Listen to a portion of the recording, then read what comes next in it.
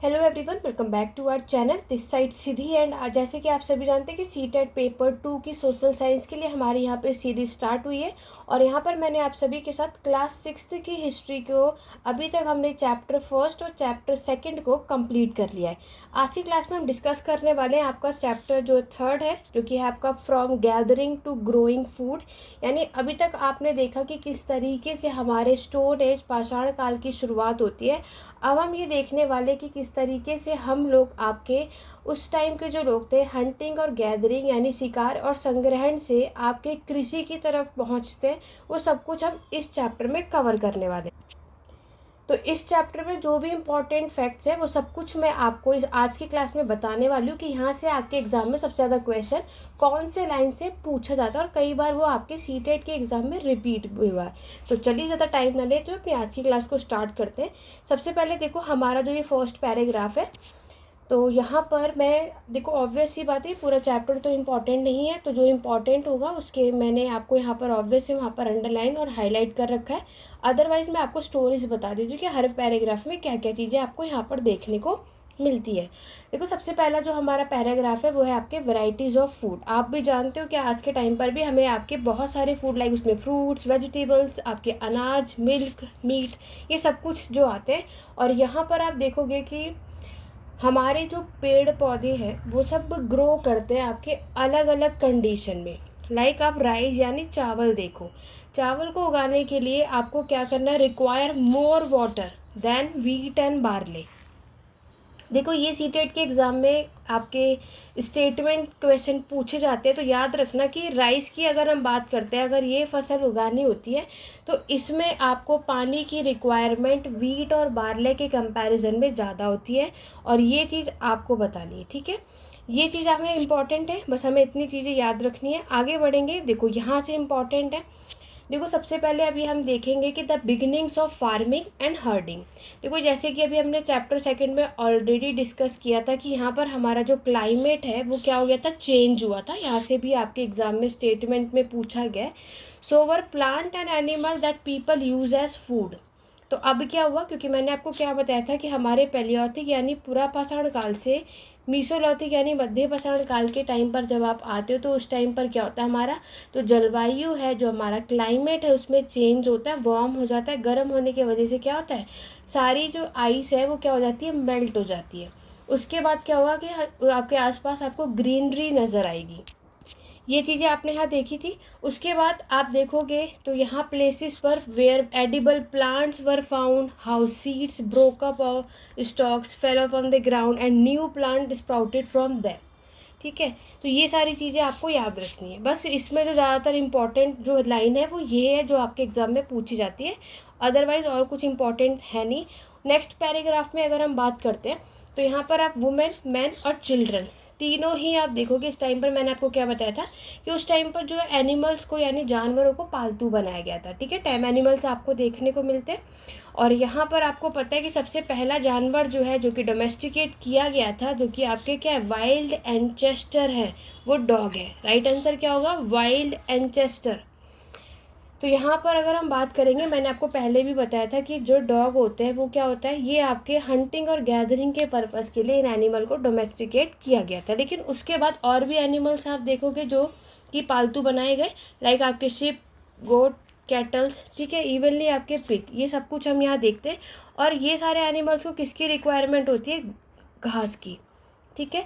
और डॉग की अगर हम बात करें तो आपको पता है इनको मीट की रिक्वायरमेंट होती है। तो मीट तो उस टाइम के जो लोग थे वो भी वही फूड खाते थे, तो यहाँ पर उन्हें अपने एनिमल्स के लिए अलग से स्ट्रगल करने की बिल्कुल भी ज़रूरत नहीं पड़ती थी, और वो अपने एनिमल्स को वही सारी चीज़ें प्रोवाइड करते थे जो ईजिली से अवेलेबल हो जाए।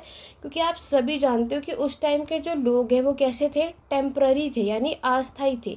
तो जब हमारे खुद के रहने का ही ठिकाना नहीं है तो सामने वाले को हम कैसे यहाँ पर कुछ भी चीज़ दे सके। तो हमारी पूरी कोशिश होती है कि अगर हम किसी को भी अपने साथ रख रहे हैं तो हम उसको फूड रिक्वायर मतलब वहाँ पर उसको प्रोवाइड कर सके, तो वो सारी चीज़ें आपके पास होनी चाहिए। क्लियर हुआ। आगे बढ़ेंगे। उसके बाद यहाँ पर क्या है कि उसके बाद people protected these animal from attack by other wild animals. Obvious सी बात है कि ये अपने जानवरों को प्रोटेक्ट भी करेंगे, जितने भी जंगली जानवर होते हैं उनसे। अब बात करते हैं, ये इंपॉर्टेंट बॉक्स है आपका डोमेस्टिकेशन। यहाँ से भी आपके एग्जाम में कई बार क्वेश्चन पूछा गया है। देखो डोमेस्टिकेशन का मतलब क्या होता है, पहले तो ये बहुत बेसिक सी चीज़ है। Is the name given to the process in which people grow plant and look after animals. ठीक है, यहाँ पर डोमेस्टिकेशन ऑफ प्लांट और एनिमल दोनों ही आपको देखने को मिलता है। मैंने आपको बताया था, अगर हम प्लांट की बात करते हैं तो सबसे पहले जो डोमेस्टिकेट किया गया वो वीट और बार्ले यानी गेहूं और जौ, और अगर हम वैसे बात करें तो डॉग मैंने आपको बताया है। उसके बाद आप यहाँ देखोगे कि यहाँ पर क्या होता है कि आप डोमेस्टिकेशन में ऑब्वियस सी बात है, कभी भी किसी भी एनिमल को अगर हम डोमेस्टिकेट करने वाले हैं तो उससे पहले हमें कुछ कुछ चीज़ों का ध्यान रखना होता है, लाइक कि आप पे वो अटैक ना करें। ऐसे थोड़े हम किसी भी एनिमल को डोमेस्टिकेट कर सकते हैं, प्रोटेक्शन पहली चीज़ होती है।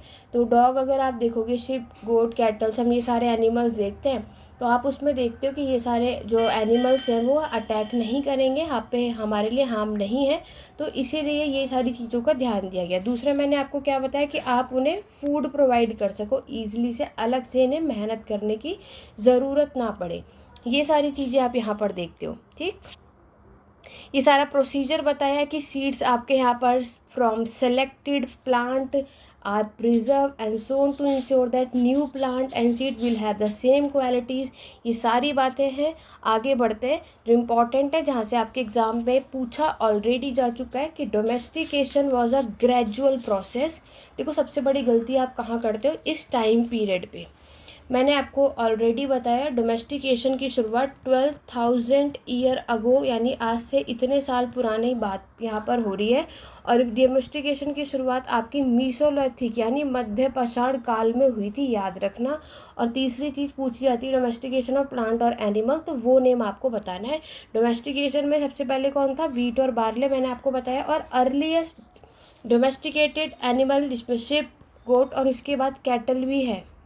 और बाय चांस आपके ऑप्शन में कैटल ना हो, शिप और गोट हो, तब भी राइट आंसर ये होगा। आप में से कई लोग ऐसे कंफ्यूज जाते हैं, तो कंफ्यूज नहीं होना है। मेनली यहाँ पर टाइम पीरियड आपको देखना है, क्योंकि यहाँ पर जब वो आपसे स्टेटमेंट का क्वेश्चन देखते हैं तो यहाँ पर 12 की जगह 11 कर देंगे, 13 कर देंगे।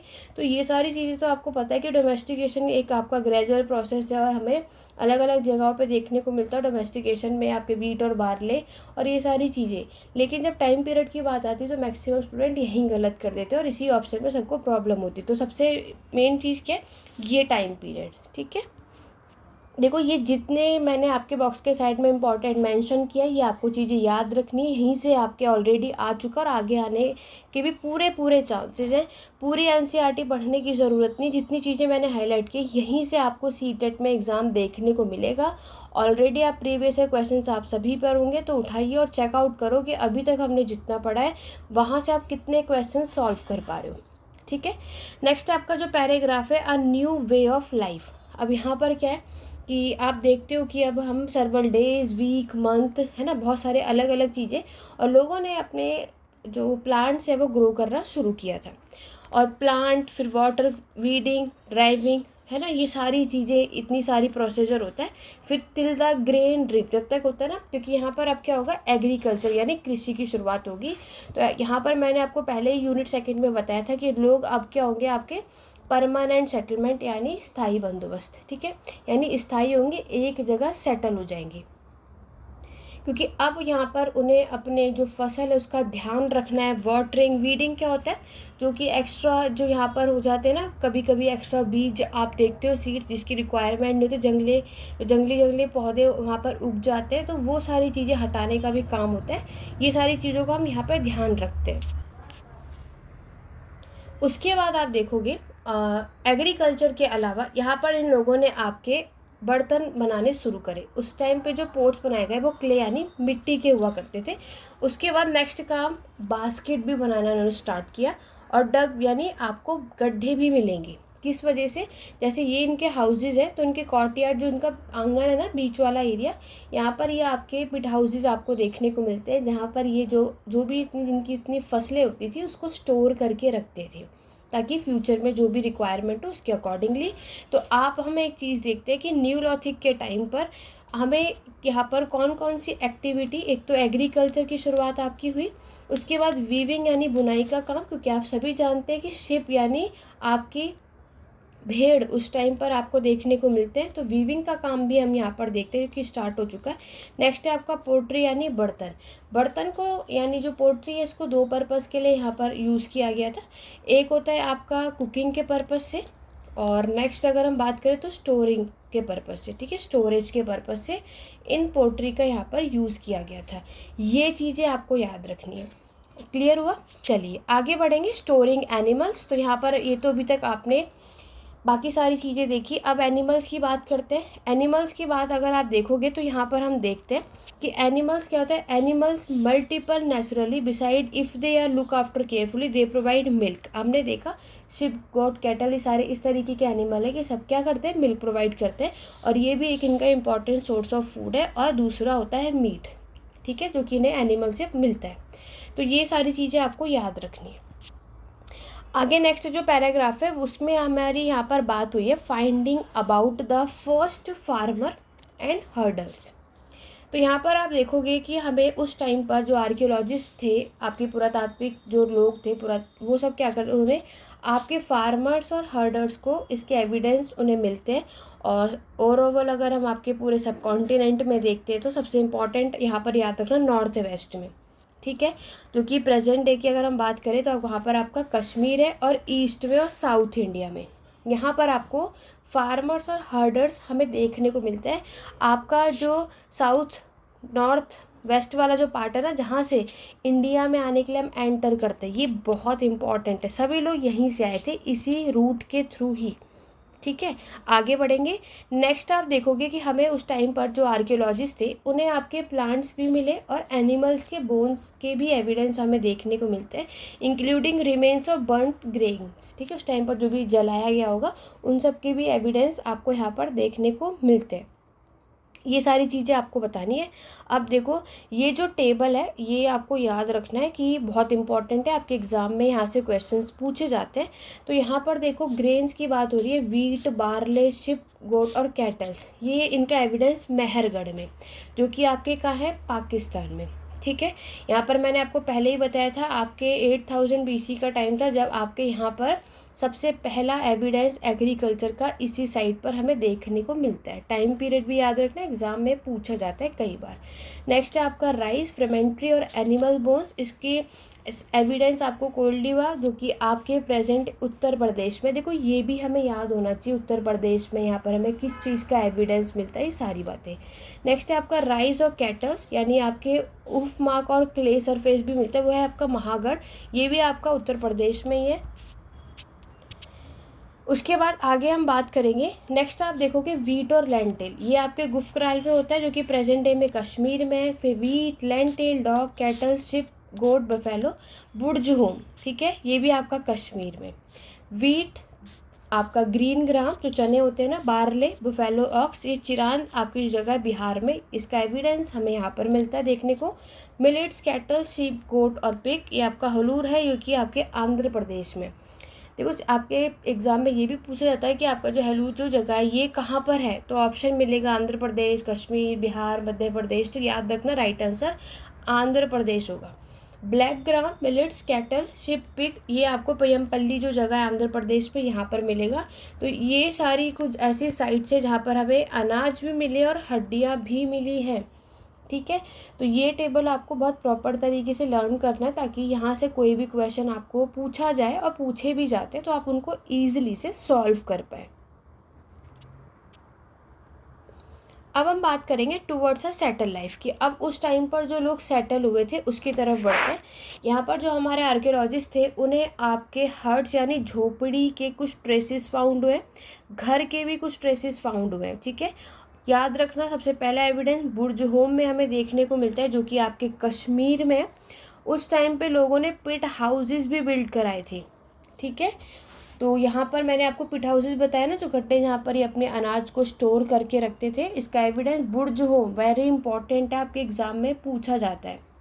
और दूसरा क्यों है यहाँ पर कि आपके शेल्टर, यानी क्योंकि देखो ऑब्वियस है उस टाइम का जो वेदर है बहुत ठंडा था, तो उसके लिए ये यहाँ पर शेल्टर यहाँ पर प्रोवाइड किया गया। और आर्कियोलॉजिस्ट ने ये भी बताया कि यहाँ पे जो उस टाइम के लोग जो कुकिंग करते थे वो आपके घर के अंदर और घर के बाहर, यानी जो इनकी जो झोपड़ियाँ इन्होंने बनाई थी उसके घर के अंदर और घर के बाहर, वो उनके अकॉर्डिंगली जैसा वेदर होगा उसके अकॉर्डिंग वो यहाँ पर कुकिंग करते थे। ठीक है, ये आपके वेदर पे डिपेंड था। उसके बाद यहाँ पर पिट हाउसेस के बारे में जो मैं आपको बता रही थी, और देखो मैंने इंपॉर्टेंट लिखा, यहाँ से आपके एग्ज़ाम में ऑलरेडी सीटेट पे पूछा गया है। देखो स्टोन टूल्स, आपको पता है उस टाइम पर जो भी हमारे वेपन्स इक्विपमेंट्स थे वो आपके पत्थरों के ही थे। पैलियोथिक टूल्स से लेकर के और आपके न्यूलॉथिक यानी आपके पुरापाषाण से नवपाषाण काल की अगर हम बात करें तो बहुत फ़र्क था। नवपाषाण काल के जो आप टूल्स देखोगे तो वो कैसे थे, पॉलिश्ड थे। और मैंने पैलियोथिक का क्या बताया था, अनपॉलिश्ड, अनशेप्ड, याद होगा आप सबको बताया था, जिन्हें हम क्या कहते हैं, क्वेटिज। क्वेटिज टूल्स आप उन्हें कहते हो। लेकिन हम न्यूलॉथिक की बात करें तो यहाँ पर आपके जो टूल्स थे वो पॉलिश थे, to give a fine cutting edges आप देखोगे, and mortars and pestles used for grinding grain and other plant produce. क्योंकि अब यहाँ पर एग्रीकल्चर की शुरुआत हो चुकी है, अब ये जो टूल्स का यूज़ करेंगे वो आपके खेती करने के पर्पज़ से करेंगे। ठीक है, ये आपके ऑलरेडी आया था, mortars and pestle are use for grinding grain even today several 1000 year later. और यहाँ पर ऐसा है कि बहुत सारे टूल्स आपके हड्डियों यानी बोन्स के भी बने हुए होते थे, ये भी बात यहाँ पर मेंशन की गई है। और आपके सीटेट के एग्ज़ाम में आपको ये चीज़ देखने को मिलती है, यहाँ पर आप ये स्टोन को देख सकते हो। ये इंपॉर्टेंट ये भी पैराग्राफ है, many kinds of earthen pots have also been found. ठीक है, और समटाइम इसको डेकोरेट भी किया गया था, और यहाँ पर इसको स्टोरिंग के पर्पस से यूज़ किया गया था। और साथ ही साथ लोगों ने अपने जो पोर्ट्स हैं कुकिंग यानी खाना बनाने के पर्पस से भी अपने अनाज का यूज़ किया। जैसे आप इस इमेज में देख सकते हो, यहाँ पर एक जार है, तो इस तरीके का आपको उस टाइम पर देखने को मिलेगा, specially like rice, wheat, lentils that now became an important part of the diet. ठीक है, ये चीज़ याद रखना। फिर मैंने आपको बताया न्यूलॉथिक में इन लोगों ने वीविंग क्लोथ यानी बुनाई करने का काम भी शुरू किया था। लाइक सबसे पहले कॉटन, याद रखना। मैन और वुमेन दोनों ही यहाँ पर आपके शिकारी और संग्रहण यानी हंटिंग और गैदरिंग का काम दोनों ही करते थे। धीरे धीरे इन्होंने आपके किस चीज़ को फॉलो करना शुरू कर दिया, धीरे धीरे आप देखोगे तो इन्होंने आपके शुरू कर दिया क्या, आपके हंटिंग गैदरिंग से डोमेस्टिकेशन, आपका पशुपालन और आपका फार्मिंग की तरफ आते हैं। तो जो टाइम पीरियड के अकॉर्डिंगली ये सारी चीज़ें हमें देखने को मिलती हैं। अब हम बात करेंगे what about custom and practice, जो है उस टाइम पर जो रीति रिवाज हुआ करते थे वो क्या थे। देखो हमें पता है उस टाइम पर जो लोग ट्राइब्स होते हैं, ठीक है, यानी जो ये फार्मर्स और हर्बर्स ये जो मिलकर ग्रुप में रहते हैं ना, उन्हें क्या कहते हैं, ट्राइब, यानी जो जनजातियाँ होती हैं। अब आप ट्राइब्स को यहाँ पे समझ लो। देखो ट्राइब को ये बहुत इंपॉर्टेंट है, इसको ध्यान से समझना। मैंने आपको क्या बताया, ये ट्राइब्स होते हैं कि 2 से 3 जनरेशन जब एक साथ रहती है एक छोटे सी बस्ती में, स्मॉल सेटलमेंट या आपके गांव पे, उन्हें हम ट्राइब्स यानी जनजातियाँ कहते हैं। ठीक, अब ये ट्राइब्स के लोग करते क्या थे, इनका जो मेन ऑक्यूपेशन था वो ये आपका hunting, gathering, farming, herding, fishing. Evenly women भी आप देखोगे एग्रीकल्चर वर्क का काम करती थी, वो आपके ग्राउंड को प्रिपेयर करने का काम करती थी, sowing seeds, looking after growing plant, harvesting grain. बच्चों का भी इसमें पार्टिसिपेशन आपको देखने को मिलता है। मतलब ओवरऑल आप देखोगे कि मैन और वुमेन दोनों ही आपके फील्ड में काम किया करते हैं। मैन और वुमेन अगर हम देखते हैं तो ये आपके पोट्स बनाने में बास्केट, टूल्स, हट, ये सब ये लोग बनाया करते थे। और इवनली ये आपके सिंगिंग, डांसिंग और डेकोरेटिंग देयर हट्स, इसमें भी इनका पार्ट हमें देखने को मिलता है। नेक्स्ट आप देखोगे कि यहाँ पर कुछ मैन ऐसे हैं जो यहाँ पर लीडर हुआ करते थे, जो सबसे ज़्यादा ओल्ड होते थे और एक्सपीरियंस होते थे, ये बहुत, और जो आपके ब्रेव वॉरियर होते थे जिन्हें आप प्रिस्ट कहते हो। ओल्ड वुमेन जो उस टाइम की हुआ करती थी उनको भी रिस्पेक्ट मिला करता था, ये सारी बातें। और नेक्स्ट अगर हम ट्राइब की बात करें तो ये have a rich and unique cultural tradition था, जिनकी खुद की लैंग्वेज, म्यूज़िक, स्टोरीज, पेंटिंग हुआ करती थी, और इनके खुद के देवी देवताएं हमें देखने को मिलते हैं। ठीक है, ये सारी चीज़ें आपको इससे रिगार्डिंग याद रखनी है। अब हम बात करेंगे मेहरगढ़। मेहरगढ़ साइट बहुत इंपॉर्टेंट है, यहाँ से आपको एग्जाम में कई बार क्वेश्चन देखने को मिल जाता है। तो अभी मैंने मेहरगढ़ साइट आपको बताया, देखो साइड में एक बॉक्स है, पहले हम इसको देख लेते हैं। यहाँ पर आपके विलेज का मतलब बताया, one of the distinct feature of village is that most people who live there are engage in food production. ठीक है। तो मैंने आपको क्या बताया, इस विलेज ये आपकी कम्युनिटी यानी ये समुदाय ये सोसाइटी डेवलप कब हुई थी, आपके नियोलिथिक नवपाषाण काल के टाइम पर, क्योंकि इसी टाइम पर एग्रीकल्चर की शुरुआत होती है और तभी लोग क्या होते हैं इस फूड प्रोडक्शन के लिए एक जगह सेटल होते हैं। क्लियर हुआ। अब आते हैं आपके मेहरगढ़ की साइट पर। ये आपकी कहाँ लोकेटेड है, पहला पॉइंट याद रखना, फर्टाइन प्लेन पे। किसके पास है, बोलन पास के पास। सबसे इम्पॉर्टेंट रूट क्या है, ईरान। ये सब याद रखना है आपको अपने एग्जाम के लिए। मेहरगढ़ की बात करें तो यहाँ पर आपके मैन और वुमेन ने आपके वीट और बार्ले को उगाना सबसे पहले किया। उसके बाद शीप और गोट आप फर्स्ट टाइम देखोगे। यह सबसे अर्लीस्ट विलेज, याद रखना, बहुत इंपॉर्टेंट है। इसके बाद अगर हम बात करते हैं, हमारे जो आर्कियोलॉजिस्ट हैं who excavated the site found evidence of many kinds of animals bones and earliest level. मतलब यहाँ पे हमारे जो आर्कियोलॉजी थे उन्होंने आपके एनिमल्स बोन्स भी बहुत सारे तरीक़ों के यहाँ पर फाउंड किए, लाइक डियर, पिग, ये सारी बातें। ठीक है। इवनली शिप, गोट, इनके भी, और कैटल, इन सभी के बोन्स हमें मेहरगढ़ की साइट पर देखने को मिलता है। आगे बात करते हैं, आपका जो नेक्स्ट बॉक्स है earlier and later level. Archaeology जो है डिगिंग, आपको पता है पुरातात्विक के लोग क्या काम करते हैं, डिगिंग, खुदाई का काम करते हैं हर जगह, और जो भी चीज़ें मिलती है उसके थ्रू हमें वो सारे जो सोर्सेज हैं वो बताए जाते हैं। ठीक है। आगे बढ़ते हैं, मेहरगढ़ की और इम्पॉर्टेंट चीज़ आप देखोगे तो यहाँ पर आप देखते हो कि मेहरगढ़ में हमें घर भी मिले, जो कि आप इस इमेज में देख सकते हो। ये जो हाउसेज है कौन सी शेप का है, रेक्टेंगुलर शेप और स्क्वायर। एग्जाम में पूछा जाता है तो राइट आंसर क्या होगा, मेहरगढ़ में हमें स्क्वायर और रेक्टेंगुलर हाउसेज मिलते हैं। हर एक हाउस में 4 या उससे ज़्यादा कंपार्टमेंट आपको मिलते हैं, और ताकि वो स्टोरेज के पर्पज़ से यूज़ किया जाता था। वहाँ के जो लोग हैं जब कभी भी मरते थे और उनके रिलेटिव या फ्रेंड क्या करते थे, उनको रिस्पेक्ट देते थे। उसके बाद आपके मेहरगढ़ की बात हो रही है क्योंकि यहाँ पे ब्यूरल साइट्स भी आपको देखने को मिलता है, और यहाँ पर ब्यूरल साइट याद रखना, ये भी कहाँ पर फाउंड हुआ, तो राइट आंसर आपका मेहरगढ़ होगा।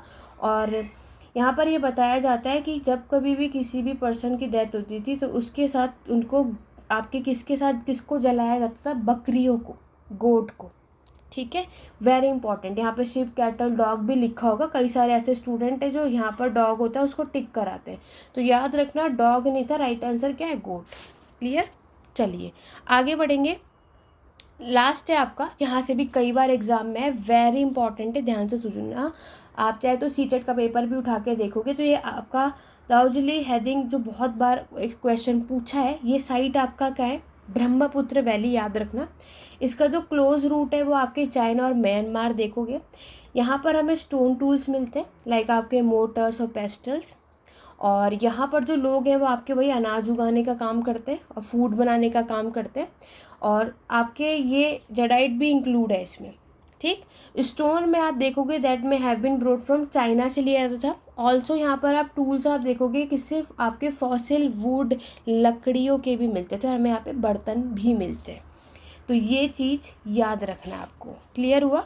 आपका फिर है आपके कुछ इंपॉर्टेंट बॉक्स, ये भी एग्ज़ाम में आता है। तो ये आपका कैथल हुए कि जो है ये आपका एक टर्की, और दूसरी चीज़ याद रखना है नियोलिथिक पूरा नवपाषाण काल की ये स्थल है, यानी उसका साइट है। तो ये भी एग्ज़ाम में पूछा जा चुका है ऑलरेडी, और ये टर्की में फाउंड हुआ है, क्योंकि यहाँ पर आप में से कई ऐसे जो इस बॉक्स को स्किप करते हैं, सबको लगता है ये क्वेश्चन कहाँ से आया। तो जैसे भी मैंने आपको इस सीरीज़ में मैं आपको पढ़ा रही हूँ, जो भी मैंने चीज़ें अंडरलाइन और हाईलाइट की हैं, पूरे चैप्टर पे सबसे ज़्यादा फोकस आपको वही करना है। पूरे चैप्टर की रिक्वायरमेंट नहीं है, तो इतनी भी चीज़ें मैंने आपको बताई, अगर आपने इनको फॉलो कर लिया, एनसीईआरटी का एक भी ऐसा क्वेश्चन नहीं होगा जो आप लोग नहीं सॉल्व कर पाओगे। क्लियर हुआ। तो ये था आपका कंप्लीट यूनिट 3, और यहाँ पर लास्ट में ऑब्वियस सी बात है हमारा जो इम्पोर्टेंट डेट का जो बॉक्स है याद रखना। डोमेस्टिकेशन की शुरुआत मैंने आपको बताया था 12,000 ईयर्स अगो, और सेटलमेंट की शुरुआत मेहरगढ़ में, इसका एविडेंस आपके 8,000 ईयर अगो, इतने साल पहले आपको देखने को मिलता है। ये सारी चीज़ें आपको याद रखने की किसकी शुरुआत कब हुई थी, कहाँ हुई थी, और जो भी चीज़ें मैंने आपको इस चैप्टर में बताई वो सब कुछ आपको करना है। बाकी यहाँ पर इसमें बैक के क्वेश्चन करने से रिलेटेड कुछ खास है नहीं। तो ये आपका आज की क्लास पे हमने यूनिट 3 कंप्लीट कर लिया है। ठीक है, नेक्स्ट क्लास में हम यूनिट 4 को स्टार्ट करेंगे। इसी तरीके से हमारी ये सीरीज़ बनेगी, और आशा करती हूँ आज की क्लास आपको पसंद आई होगी। कोई भी डाउट या क्वेरी है तो आप कमेंट के थ्रू पूछ सकते हैं। ठीक है। बाकी टेलीग्राम चैनल का लिंक आपको नीचे डिस्क्रिप्शन बॉक्स में मिल जाएगा, उसको ज्वाइन कर लो। और कोई भी एसएसटी यानी सोशल स्टडीज़ से रिगार्डिंग आपको कोई भी डाउट है तो आप कमेंट करके पूछ सकते हैं, आपके सारे डाउट को सॉल्व किया जाएगा। और आशा करती हूँ ये क्लास आपको पसंद आई होगी, तो कमेंट करके ज़रूर बताना कि आज की क्लास से आपको कितनी हेल्प हुई और कितना कॉन्सेप्ट क्लियर हुआ या नहीं। तो चलिए स्टूडेंट, आज की क्लास में बस इतना ही, मिलते हैं अपने नेक्स्ट वीडियो में। Thank you for watching.